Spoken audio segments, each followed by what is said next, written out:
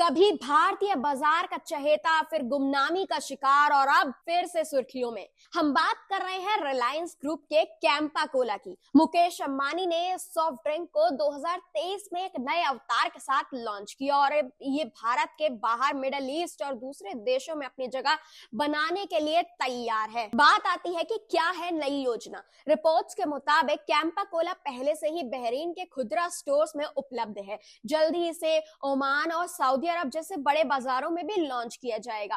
खास बात तो ये है कि मिडिल ईस्ट में कोका कोला और पेप्सी जैसे अमेरिकी ब्रांड्स को उपभोक्ताओं के बहिष्कार का सामना करना पड़ रहा है। ऐसे में रिलायंस को उम्मीद है कि कैंपा कोला इस मौके का पूरी तरीके से फायदा उठाकर एक नई पहचान बना सकता है। आइए जानते हैं कैसे मिल रहा है भारतीय अनुभव का फायदा। भारत में कैंपा कोला की कीमत 10 रुपए की किफायती है।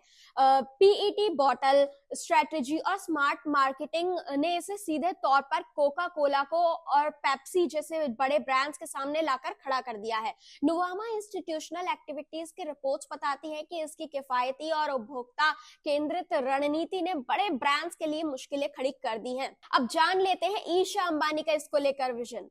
रिलायंस के एफएमसीजी और रिटेल कारोबार का नेतृत्व करने वाली ईशा अंबानी ने 2023 की एजीएम में कहा था कि उनकी योजना एशिया और अफ्रीका से शुरू करके कैंपा कोला को एक ग्लोबल लेवल का ब्रांड बनाने की है। हाल ही में मिडिल ईस्ट में उपभोक्ताओं का झुकाव अमेरिकी ब्रांड से हटकर लोकल और दूसरे देशों के प्रोडक्ट्स की ओर बढ़ा है। ऐसे में कैंपा कोला की एंट्री बिल्कुल सही समय पर हो रही है।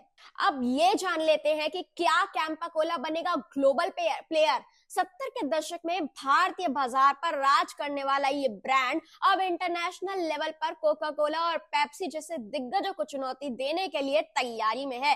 क्या यह भारतीय ब्रांड विदेशों में भी इतिहास दोहराएगा? अब सबकी नजरें रिलायंस के इस मास्टर प्लान पर हैं। जल्द ही मिडिल ईस्ट की गलियों में कैंपा का नया स्वाद लोगों को आकर्षित करेगा। अब देखना है कि ये भारतीय ब्रांड वैश्विक बाजार में कितनी ऊंचाइयों तक पहुंचता है।